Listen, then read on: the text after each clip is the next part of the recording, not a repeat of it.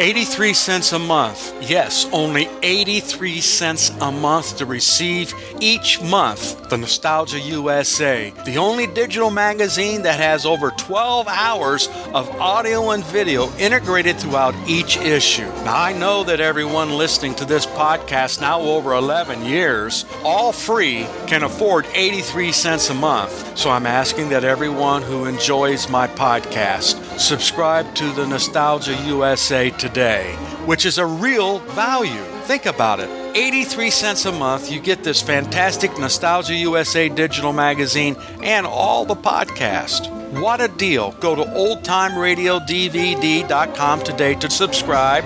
Guaranteed you'll be glad you did. Let's now join our featured presentation. Mother, is Maxwell House really the only coffee in the world? Well, your father says so, and your father knows best.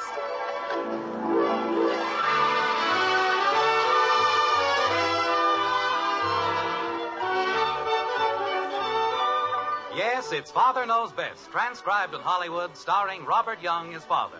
A half-hour visit with your neighbors, the Andersons, brought to you by America's favorite coffee, Maxwell House. The coffee that's always good, to the last drop.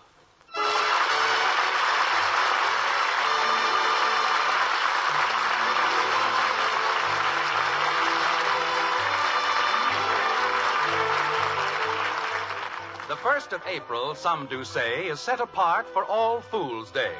But why the people call it so, nor I, nor they themselves do know. It's Sunday in Springfield, but that isn't all. It's the first day of April. In the White Frame House on Maple Street, the Andersons are gathering for breakfast. And while they aren't concerned at the moment about the date, they will be, and soon. Like this. May I have my coffee, please? It'll be ready in a minute, dear. Jim, you didn't persuade them to stay over, did you? Of course not. I merely... Look, Margaret, it isn't every day we have a chance to entertain the district supervisor and the general manager of the whole division. I thought we entertained them quite well last night. Dinner at the townhouse, the dance at the club. Jim, you did ask them to stay over, didn't you? Honey, this is the first time Walter Craig has ever paid a visit to the Springfield office. And if I can show him a good time while he's here... Yes? Well, when he gets back to the home office, he's bound to say a good word for me. That's logical, isn't it? What is? Oh, good morning, dear. Breakfast will be ready in 2 seconds. Wasn't that ever a dance last night? You know, Margaret, that's a much more effective greeting than a plain old good morning, Mother, or even good morning, Father. Good morning, Mother. Good morning, dear. Good morning, Father. Good morning, Betty. Everybody happy? Just bubbling over. Good. Wasn't that ever a dance last night? Yes, it was ever a dance last night. Does that make you feel better? No coffee yet, huh? Not yet, dear. Oh. Well, I better shut up till he gets it. There's one thing you don't seem to understand. Me? Your mother. What don't I seem to understand, dear? In the business world, it isn't so much what you know as who you know. And if I make an extra good impression on Mr. Craig, well, there's no telling how far I can go with the company. Here's your coffee, dear. Thank you. That's why I want the children to be especially thoughtful and considerate this afternoon. All right, dear. Why don't you... This afternoon? Mr. Craig's a very important man, and I promised him a day of complete rest. If I hear one peep out of any of the kids... Jim, did you invite them here for dinner? Naturally, if we give them a good home-cooked meal... But why didn't you tell me? I am telling you. I've been telling you for the last 5 minutes. But I'm not prepared. We have to go to church, and all the stores are closed, and... Jim, what am I going to do with you? What did I do now? If you'd only told me last night... I didn't know last night. It was just sort of... Honey, there's always enough for 2 more. Oh, Jim.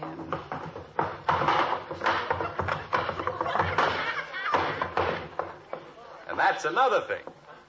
While Craig and Buckley are here, I want Bud to stay on one floor. I don't care which floor it is, but he's not going to go up and down stairs.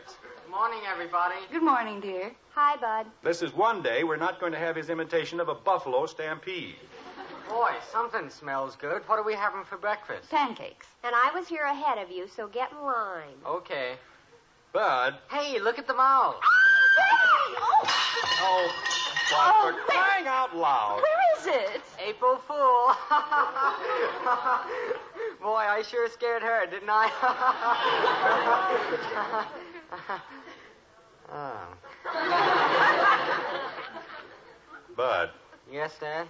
get the mop and clean up this mess. Oh, gosh, I didn't know she was going to jump on the table. Scaring people half to death. He knows how I hate things like mice. Bud, you can pick the worst time. Go ahead, genius. Start cleaning up. Holy cow. Jim, this is going to be one of those days. I can just feel it. This is not going to be one of those days. If I have to lock all the kids in the basement, I'm going to give Mr. Craig the quietest afternoon of his life. Daddy! Daddy! Oh, dear. Good grief. What's the matter, Kathy? Oh, Daddy, you ought to see what's in the bathroom. A green dragon with purple spots and fire coming out of his nose. Fine. Go upstairs and ask him if he'd like some pancakes. Is this the right mop, Mom? Don't bother, dear. Let him clean it up, Margaret. It was his fault. Go ahead, Bud. Lift your feet up, Betty. Doesn't anybody care about the dragon? April Fool. Aw, Bud told you. Jim, we've got to do something about dinner. I just can't stretch a chicken to cover 2 more people. Well, we'll all have to eat a little less, that's all. Probably do us good. If you need another chicken, there's one in the backyard. There is? What's a chicken doing in the... Kathy, are you sure? Oh, yes, Daddy. I saw it fly over the fence. Bud, put your coat on and see if you can find... April Fool! Oh, I don't know. Okay, Betty, you can put your feet back down. Thank you very much. You're welcome. Isn't this fun? Kathleen, I think we'll all be a lot happier if you'll just forget that today is the 1st of April. I'll get it. But everybody else says April Fool, and they don't have to stop. How does that look, Mom? It looks fine, dear. Now sit down and have your breakfast. What'll I do with the mop? Put a little sugar on it, and you can have it instead of cereal.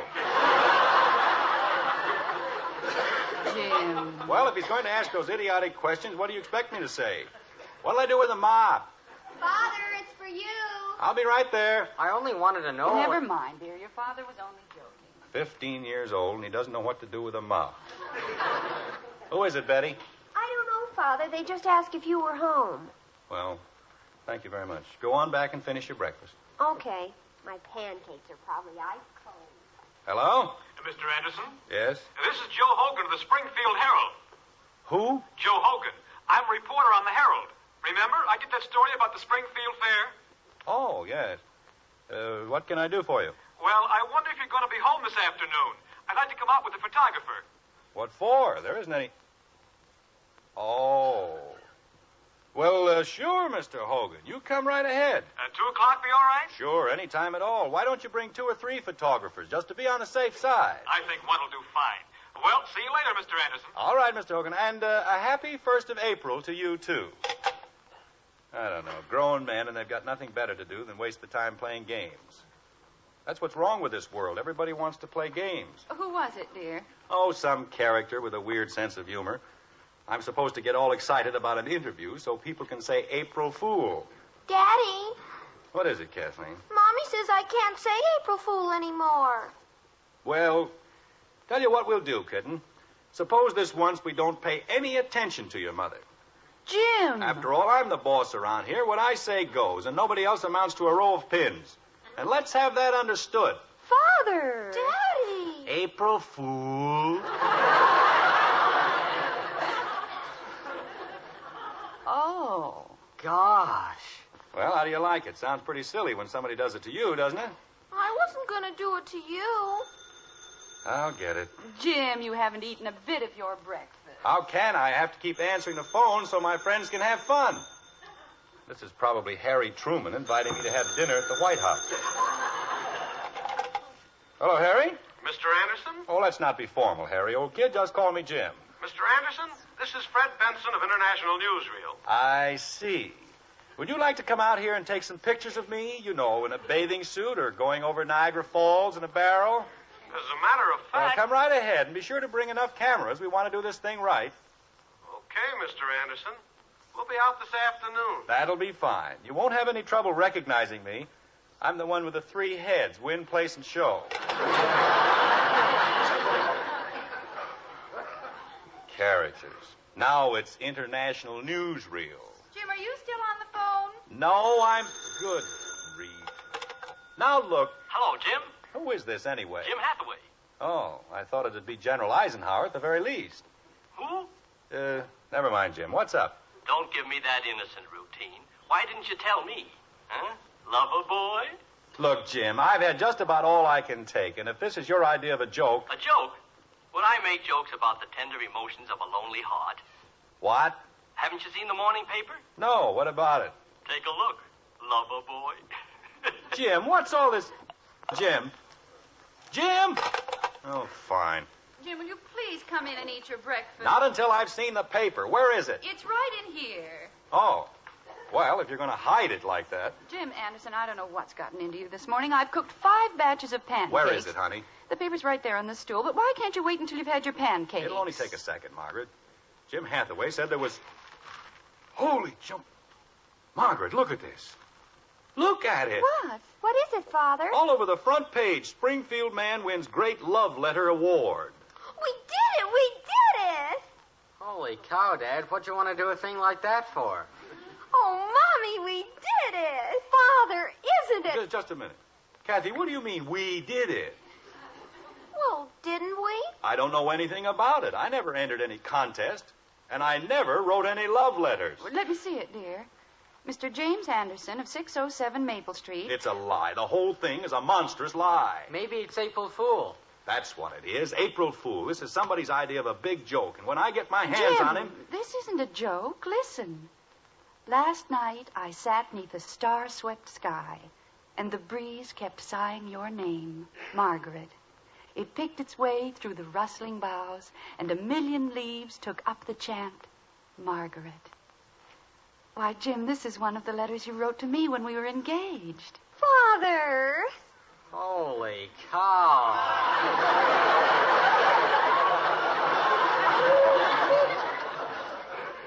Kathy, how did they get that letter? Letter? The one your mother was just reading. Oh, that letter. Well? I sent it to him. Oh, you did. Kathy. Oh, it was just sitting around up in the attic, and I didn't think... Kathleen, suppose you and I retire to the den for a few moments. You're gonna spank me. That's right. And this time, no one is going to say April Fool. All right, Kathy. Mommy, please. I'm sorry, Angel, but you had no right to do it. But I only did it because I wanted Daddy to win the $500. Well, next time you'll think twice before... What? I thought you'd be glad to win $500. Let me see that paper. If I won $500, I wouldn't get mad and spank people. Margaret, she's right. Look at it. I won $500. Jim! Boy. Creepers! Are you still mad at me? Kathy, Yes, Daddy? have another pancake.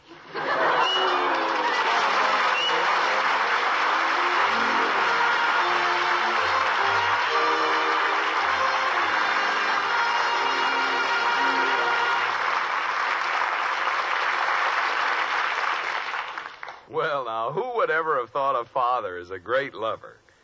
It just goes to show, ladies, never underestimate the man you married. He's so much more than just your husband. For example, he's also the world's greatest coffee expert. Well, that's a fact. The ranking authority on truly good coffee is that man of yours. Now, it's true we're called experts, too. More people buy our Maxwell House coffee than any other brand. But when you brew the coffee and pass the cups, the only expert who counts is your husband. And tomorrow, if you'll pour him a cup of Maxwell House, we're sure he'll salute you with a smile and say, Darling, that's coffee at its best. yes, sirree, that's what he'll say. In fact, we'll return your money if he doesn't. We're that sure he'll enjoy our coffee. You see, no other coffee tastes like Maxwell House because no other coffee is made like Maxwell House. There's only one recipe for that famous good to the last drop flavor. A recipe demanding certain choice coffees blended just so. And only Maxwell House has this recipe. So tomorrow, serve Maxwell House to that man of yours. If he doesn't say best coffee ever, just send us the can, an unused portion, and we'll gladly refund the price you paid. Our address is right on every familiar blue tin. Yes, let your coffee expert be the judge. Tomorrow, fill your husband's cup with Maxwell House. The one coffee that's always good to the last drop.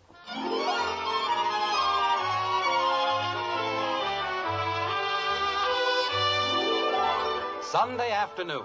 That's dinner time in Springfield, which makes it chicken and dumpling time for the Andersons. 5 Andersons, Jim, Margaret, Betty, Bud, and Kathleen. 2 guests, the Messrs. Buckley and Craig, and 1 puny little chicken. It's pretty rugged going. Yes, indeed. I've eaten chicken and dumplings before, Mrs. Anderson, but never like this. Thank you, Mr. Craig. I haven't had a Sunday dinner like this since, well, it's so far back I can't even remember. Well, how about another helping, Mr. Craig? There's quite a bit left. Well, if you're sure there's plenty, I'll... No, I'd better not. I don't want to make a pig of myself, you know. Phil? Thank you, Margaret. Don't mind if I do. Make a pig of yourself. I mean, try some of the biscuits, Phil, while they're still hot. Thank you. Well, what's the matter with you, Bud? You've got an appetite like a bird. Oh, Daddy says... Excuse me, I guess something went down the wrong way. What were you saying, dear? Daddy says insurance is the best policy. Well, that's very good. Did you hear that, Buckley? Insurance is the best policy. Oh, yes. Very good indeed. May I have the butter, please? Here you are, Mr. Buckley. Thank you, Betty. You know, W.C., I was saying to R.L. just the other day... I'm worried about your son, Jim. Growing boy like that ought to eat more. Well, he's all right, Mr. Craig. Don't you like chicken, Bud? Oh, sure. I'm just not hungry, that's all. I had a big dinner yesterday. Betty? Oh, no thank you, Mr. Craig. I'm on a diet, sort of. That's very strange. The way you went through your food last night. Well, this is a different kind of a diet. You eat every other day. Oh, I see. Makes it very handy on the budget. Doesn't it, Margaret? Yes, it's very handy. Would you care for another cup of coffee, Mr. Craig? That's a wonderful idea. There you are. Thank you. Phil? Don't mind if I do. All right. Thank you, Margaret. Of course, I don't have to ask Jim.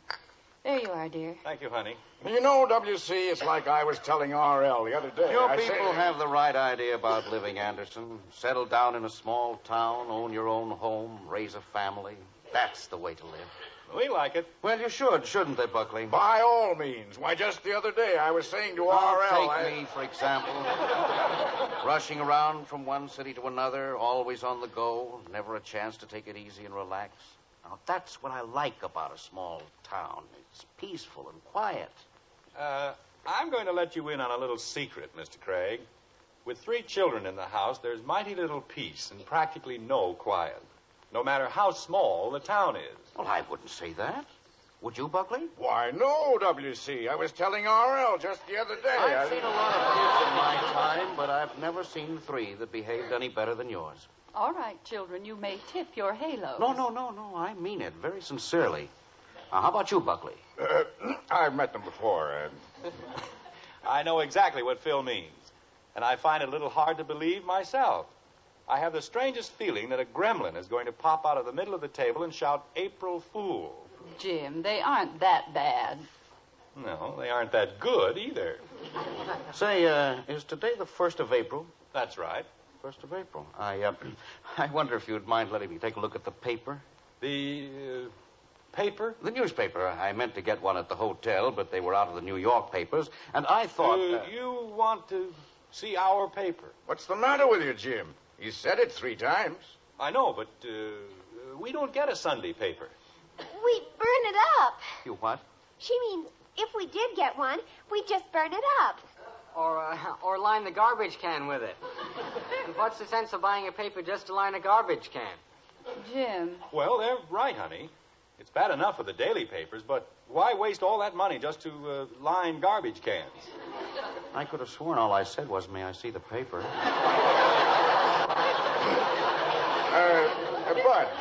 But why don't you run down to the drugstore like a good lad and get Mr. Craig a newspaper? The drugstore? Yes, or the market, or the cigar store, or wherever you buy papers in Springfield. You buy them at the drugstore? Well, then, why all the... Not the Sunday papers, Phil. They don't carry the Sunday papers. Why not? They sell them all on Saturday. What? She means the early editions. You know how it is, Phil. They get the early editions on Saturday. But they don't have anything in them, except the comics. And you wouldn't want the comics, would you? Why, we've got them, and they aren't even comical. Kathy.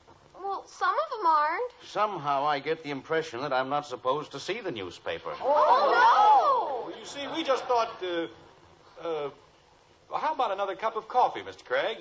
Oh, I haven't touched this one. That's fine. You'll have one, too, won't you, Phil? Jim, you're not helping the situation at all. What situation? Oh, dear. Well, you see, Phil, we felt that with you and Mr. Craig being here, don't bother about the doorbell, bud. But I have to answer. No, you don't. Just sit down. But it was the front door, and I always have to see... I said sit down. If you don't answer it, maybe they'll go away. Holy cow. How about another cup of coffee, Mr. Craig? Anderson, don't they generally answer doorbells in Springfield? Oh, yes, but we're not expecting anyone, and they've probably got the wrong house. It happens all the time. I see. I'm glad somebody does. Jim, you're going to have to do something about that door. Anybody have any suggestions? Answering it might be an idea, unless that seems too simple. Want me to see who it is, Dad? No, I better go. Probably just somebody selling something, or something. You know, W.C., I was telling R.L. just the other day. April Fool. They would have to pick a day like this to call up about interviews and newsreels, and I'll be lucky if I don't get fired. Well, hello, Mr. Anderson. I'm Joe Hogan of the Springfield... Look, Mr. Hogan, I know I told you to come out here, but, well, things have happened in the meantime, and... that's okay. Come on in, Irwin. Okay, Joe.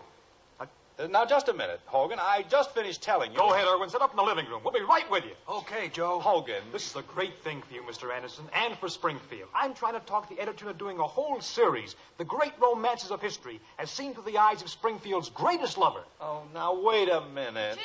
I'll be right in, honey. Is everything all right? Oh, sure. Everything's fine.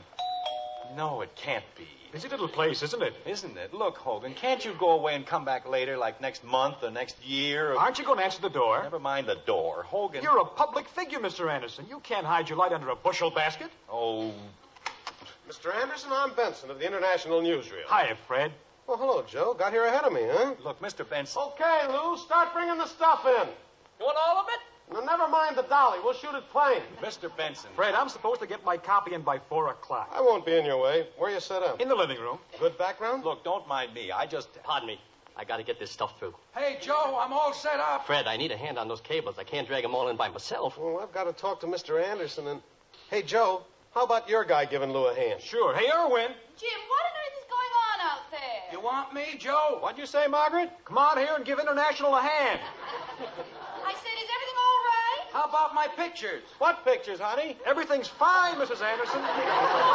Now, let's see. We'd like to do a quick 2 or 3 minutes, Mr. Anderson, with your wife and your kids. How about the cables? Hurry up, will you, Irwin? Okay, Joe. And maybe a dog. You got a dog? They're great for human interest. Fellas, please. My boss is in there, and his boss is in there. Well, okay. I think a dog would be better, but if you want to stick the boss in... Well, see here, Anderson. You told Mr. Craig... Is this him? Phil, I'm sorry about this whole thing. I hadn't the faintest idea. You must be pretty proud, huh? Having a great lover like Mr. Anderson working for you. A what? Winner of the National Love Letter Award. That's who he is. Phil, I had nothing to do with it. I didn't even send in the letter. Anderson? What's going on out there, Buckley? W.C., this is the most outrageous thing I've ever heard of in my life. Well, what is? What are you getting all upset about? Well, which one is he? Mr. Craig, I've been trying to explain to Phil... Mr. Craig, my name is Hogan of the Springfield Herald, and I want you to know that we're all mighty proud. Buckley, what are they talking about? It's Anderson. He won that Love Letter Award. He what? Mr. Craig, you've got to believe me. It wasn't my fault. Jim, what is it? What's wrong? Honey. Margaret, do you know what your husband has done? He's ruined the good name of the Cavalier Life and Casualty Company. That's what he's done. But, Phil, it was only... Now, just a minute, Buckley. W.C., I want you to know that I had nothing to do with this. I'm sure you didn't. Mr. Craig. What's everybody so excited about? Excuse me. Watch the lamp, Irwin. Okay. I'll see that a full report of this goes into the Home Office, and unless I'm very much mistaken... Anderson, don't pay any attention to him. I'm going to send the report in myself. But all I And did... I'm going to recommend you for a sizable bonus. I know, Mr. Craig, but... What? W.C. Oh, shut up. You see what this means? We've spent millions advertising Cavalier as the insurance company with a heart. Well, of course, but Now we can prove it. A Cavalier employee won out over thousands of lovers because of his great soul, his gentle humanity. Oh, no. Well, naturally, that's what I was going to say in my report. Oh, Jim. As a matter of fact, to bind even closer the ties between this great lover and the great company he represents, I shall be glad to take my place beside him in front of the newsreel cameras. You will? Oh, that'll be great, Mr. Craig. I still say a dog would be better. Well, as long as we're all in this together... Buckley? Yes, W.C.? Go soak your head. Yes, W.C.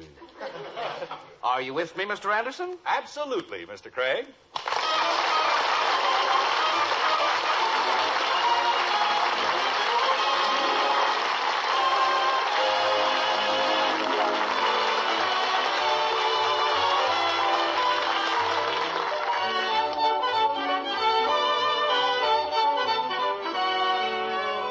Ladies, isn't it so? When you buy coffee at your grocer's this weekend, you'll be looking for the best value. And of course, that means only one thing, the most in flavor for your money. So keep this in mind. There's one coffee famous above all others for flavor. It's our Maxwell House coffee, in the familiar blue tin with the big white cup and drop. Tomorrow, then, take home a pound of our coffee. Serve a cup of Maxwell House to the world's greatest coffee expert, your husband. When he smiles and says, best coffee ever, you'll be convinced it's Maxwell House for flavor. Then just count all the truly good cups of coffee you get from each pound. You'll agree it's Maxwell House for value, too. Yes, tomorrow, for your money's worth and more, take home Maxwell House coffee. Always good to the last drop.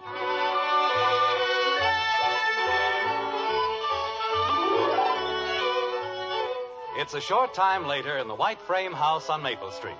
And for the first time all day, everything is calm and under control. Seems strange, but that's the way it is. Like this. Mr. Craig, I don't know how to thank you for all you've done. Done? I haven't done anything, my boy. Nothing you haven't deserved, at any rate. I'd like to apologize for all that fuss we made about the newspaper. I understand. You wouldn't have any objection to my seeing it now, would you? Oh, no. The whole story is on the front page. Oh, that's not the part I'm looking for. Here we are, page 6. What's on page 6? Well, that isn't bad, is it? What isn't? There were over 10,000 entries in the contest, and I came in 14th.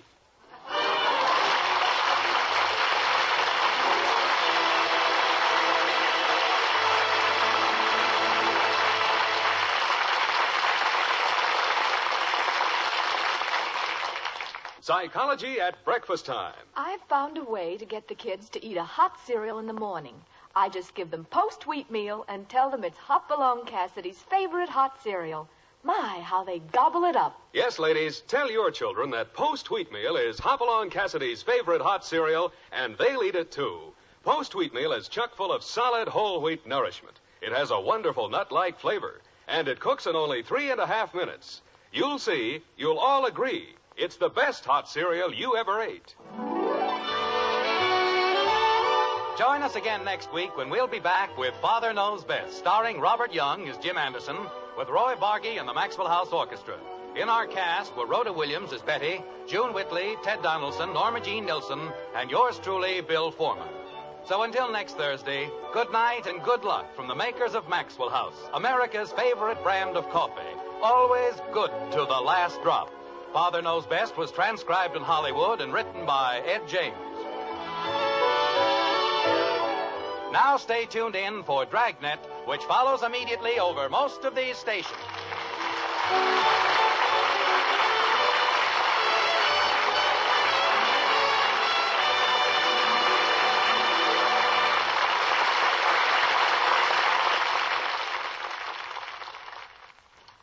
Hear exciting Dragnet. 3 chimes mean good times on NBC.